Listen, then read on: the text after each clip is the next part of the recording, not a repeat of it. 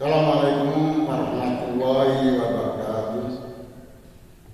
Alhamdulillah anak, pagi hari ini kita bertemu kembali dalam rangka penyampaian materi kegiatan PLS. Nah, bagaimana kabarnya anak? Apakah baik? Nah, semuanya baik. Nah, kali ini saya akan menyampaikan bagaimana menjadi siswa yang berkarakter. Kalau kita berbicara karakter, itu berbicara akhlakul karimah, akhlak yang baik. Nah, ini anak-anak, untuk menjadi seorang yang berkarakter, punya akhlak yang baik, itu mencoba diri untuk ke hal-hal yang sifatnya mengarah kepada kejujuran. Jadi yang pertama ini kita mencoba untuk berbuat jujur. Jujur itu menyampaikan segala apa adanya, tidak dikurangi juga tidak ditambah. Orang yang jujur itu biasanya amanah. Jadi kalau dipesen itu akan disampaikan dengan sebenarnya. Ini orang yang jujur. Dan jujur ini jangan kau ikuti istilah jujur hancur, itu jangan diikuti. Justru sebaliknya, kalau kita jujur maka kita akan menjadi idola, akan menjadi seorang yang dipercaya, seorang yang amanah. Ya. Kalau kita mau bekerja dengan baik, maka bekerjalah dengan jujur. Karena kejujuran itu merupakan emas intan permata. Ya, ini. Dan zaman saat ini atau saat ini ya, zaman sekarang ini sulit untuk menjadi orang yang jujur, itu sulit. Coba kamu perhatikan, kalau ada berita-berita yang ada di media sosial, itu banyak berita-berita yang sifatnya hoak. Nah, kata sekarang itu hoak. Ini kadang-kadang malah menjadi fitnah. Oleh karena itu, bersifat jujur, ya, berbuat jujur itu perbuatan yang luar biasa. Yakinlah kalau kamu jujur, maka Allah, ya, Tuhan yang Maha Esa akan memberikan jalan yang terbaik untuk kita. Ini karakter yang pertama, akhlak yang pertama. Nah, ini jujur. Orang kalau sudah jujur itu mesti saling menghargai satu dengan yang lain. Ini yang kedua.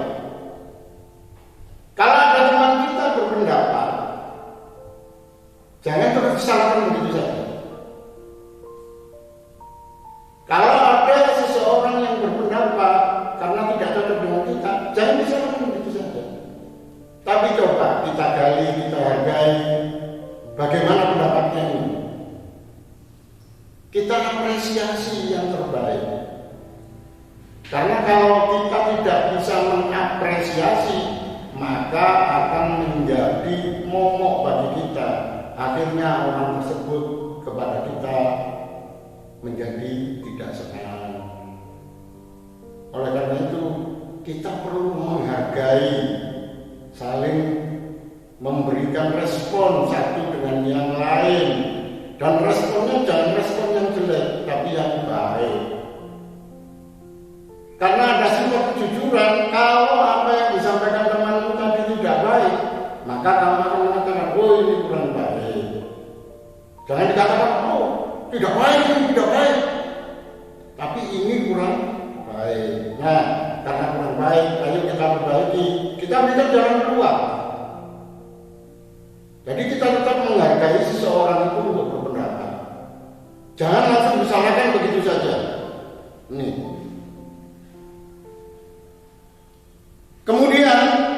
Berikutnya yang ketiga, ya ini. Kalau kita sudah bisa menghargai orang lain, kita sudah jujur, maka apapun yang kita lakukan, kita tidak banyak membutuhkan orang lain. Memang perlu bantuan orang lain, tapi kita akhirnya bisa berbuat mandiri. Mandiri dalam artian setiap kali kita punya permasalahan, kita bisa mengatasi. Atau setiap kali kita berbuat itu banyak inisiatif diri sendiri, bukan inisiatifnya orang lain. Karena kalau kita mandiri, maka kita akan menjadi orang yang benar-benar nantinya di masa depannya tidak selalu artinya tidak selalu bersandar kepada orang lain. Tapi paling tidak, kalau kita sudah mandiri, kita akan melakukan sesuatu itu sesuai dengan keyakinan kita dan kejujuran kita. Oleh karena itu, anak-anakku, tolong sikap mandiri ini mulai sekarang harus kita bangun. Mulai saat ini harus kita bangun sikap mandiri ini. Bisa mengelola keuangan sendiri. Ketika kita diberikan orang tua sangu, kita kelola. Ya. Nah, dengan dikelola itu tentunya ada yang ini untuk sekian, untuk jajan, sekian lagi untuk menabung, sekian lagi untuk kegiatan yang lain. Jadi kita harus bisa mengatur kondisi-kondisi. Bahkan kalau bisa dengan mandiri ini kita berjagoan. Ya, di rumah juga gitu. Waktu makan, waktunya tidur. Ya, nggak usah menunggu disuruh orang tua atau yang lain, disuruh kakak atau yang lain. Ya, kita tidak akan bersandar kepada orang lain kalau kita sudah mandiri. Ini yang ketiga. Yang keempat,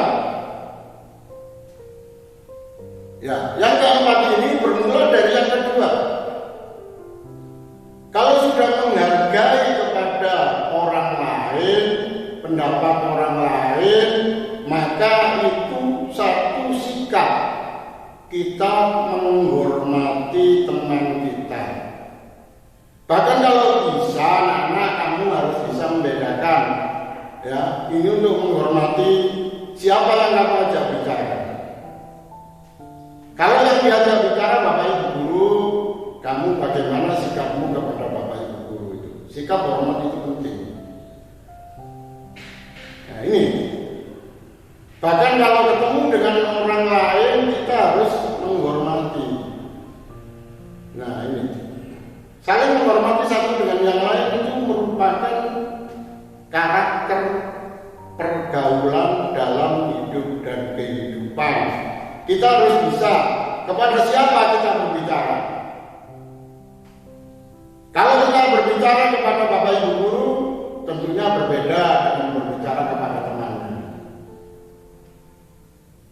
Ini. Jadi ada silsilahnya, tingkatan untuk menghormati satu dengan yang lainnya. Ada sebuah kisah seorang pengemis, kemudian pengemis ini di tengah perjalanan ngomelnya begini. Kata pengemis itu, kalau ingin menjadi orang yang baik harus bersih diri. Lah bagaimana caranya bersih diri? Kata pengemis itu, mencoba untuk setiap kali berwudu. Ini pengemis yang berbicara. Bagaimana sikap kita kalau ada pengemis yang macam itu? Nah, oleh karena itu anak-anak kita jangan melihat siapa yang berbicara, Tapi coba kita lihat apa yang disampaikan dalam pembicaraan ini. Kita harus menghormati penulis itu, tetap kita hargai, ya, kita hormati apa yang disampaikan. Nah, jangan sampai terus penulis itu diejek, bahkan diusir dan dihabisi. Ini. Jadi kita saling menghormati satu dengan yang lain. Walaupun seorang penulis kalau pembicaraannya bagus, ya mari kita hargai, ya. Ini memang setiap orang berbeda pendapat, dan pendapat itu harus kita hargai satu dengan yang lain, ya. Ini, dan kita menghormati seseorang itu wajib. Berikutnya yang kelima, anak-anak, orang yang sudah mandiri karena terbiasa akhirnya menjadi orang yang disiplin. Kalau kamu biasa melakukan sholat, disiplin melaksanakan sholat, tidak sholat pun merasa, wah, ada yang kurang di diri. Karena apa? Setiap hari kita lakukan, selalu disiplin melakukan sholat. Ibaratkan kamu kalau siang waktunya makan, kemudian tidak makan. Karena sudah terbiasa makannya siang itu jam 12, maka ketika jam 12 ada yang kurang pada dirinya. Nah, ini disiplin. Dalam belajar juga harus disiplin. Datang dari sekolah, belajar. Walaupun hanya 5 menit, 2 menit, 3 menit, dan seterusnya.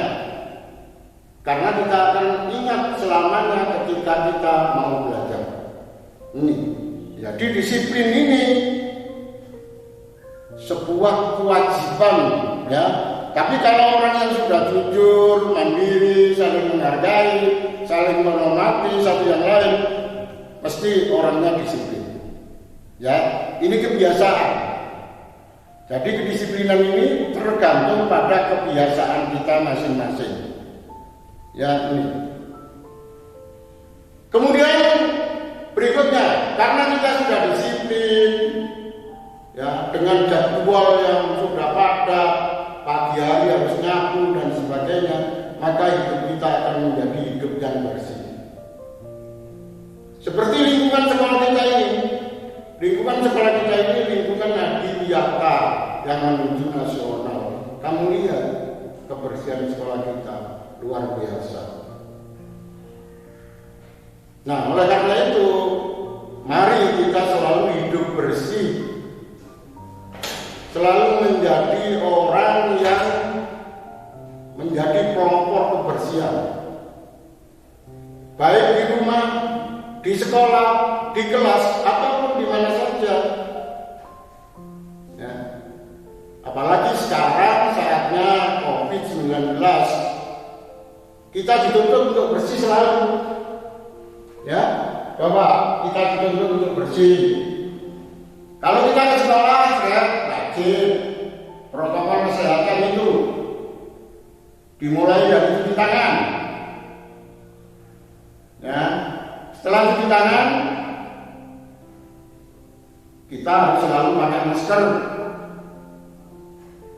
Nah, sehingga apa yang dinamakan COVID-19 akan jauh dari kita. Virus-virus itu apapun, kalau kita bersih, yakinlah bahwa kita akan tidak terserang virus itu. Sekarang ini rame-ramenya corona COVID-19. Nah, ini. Kemudian yang ketujuh. Nah, ini yang ketujuh ini. Ini kadang-kadang kita itu pilih-pilih. Ya. Kapan kita itu kadang-kadang pilih-pilih, dipilih, ya, untuk gotong royong itu milih kelompok, milih teman, ini, milih grup, pilih-pilih gotong royong ini. Padahal gotong royong itu tidak wajib pilih-pilih. Ya. Siapapun yang perlu ditolong, kita tolong. Nah, khususnya kalau kita mau membersihkan kelas kita. Nah, untuk membersihkan kelas ini ada jadwal piket. Nah, jadwal piket itu kita gotong bareng-bareng. Ya, kita lakukan bareng-bareng.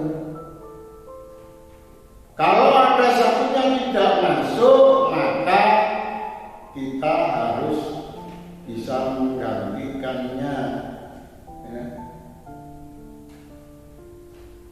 Ada istilah ringan sama dijinjing, berat sama dipikul. Jadi kalau ada sesuatu itu kita selesaikan secara gotong royong. Termasuk mengerjakan soal yang sulit itu juga perlu gotong royong. Loh Pak, apakah nyontek itu termasuk gotong royong? Nah, nyontek ini bukan gotong royong tapi perbuatan dosa. Loh, itu kan termasuk gotong royong, Pak. Ya gotong royong yang tidak benar. Jadi gotong royong dalam kebaikan, saling menolong kepada kebaikan, bukan saling menolong kemudian menjerumuskan. Jadi gotong royong di sini artinya kita menolong manakala ada yang kesulitan, kita coba untuk kita tolong. Nah, boleh gotong royong dalam mengerjakan PR, boleh gotong royong dalam bekerja sama, boleh gotong royong kalau kita mendapat kesulitan, boleh gotong royong membersihkan sekolah, artinya kerja bakti itu juga gotong royong. Oleh karena itu, anak-anak bergotong royonglah kepada kebaikan. Artinya kalau ringan sama dijinjing, berat sama dipikul, tidak membedakan satu dengan yang lain. Siapapun yang perlu pertolongan kita tolong. Ya. Ada temannya yang kesulitan duit karena orang tuanya mungkin ya anak yatim atau anak yang tidak punya, ya kita gotong royong dengan teman kita, urunan menolong teman kita yang tidak bisa membayar itu, jangan dibiarkan. Ini namanya gotong royong dalam kebaikan. Ya, ini anak-anak, saya harapkan pada anak-anak selalu saling pengertian satu dengan yang lain, selalu gotong royong. Nah, tentunya gotong royong ini perlu etos kerja. Ya. Nah, ini yang terakhir ini etos kerja itu, atau cara kerja, atau semangat kita bekerja. Ini etos kerja kita. Ya, kita kalau bekerja itu ciri yang pertama ikhlas. Jadi etos kerja yang pertama itu ikhlas. Ikhlas ini sulit kan? Sulit sekali ikhlas.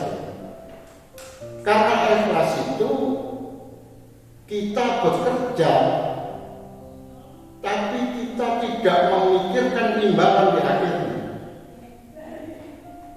Ibaratkan ketika kamu beol ke belakang, ketika usai beol atau selesai kamu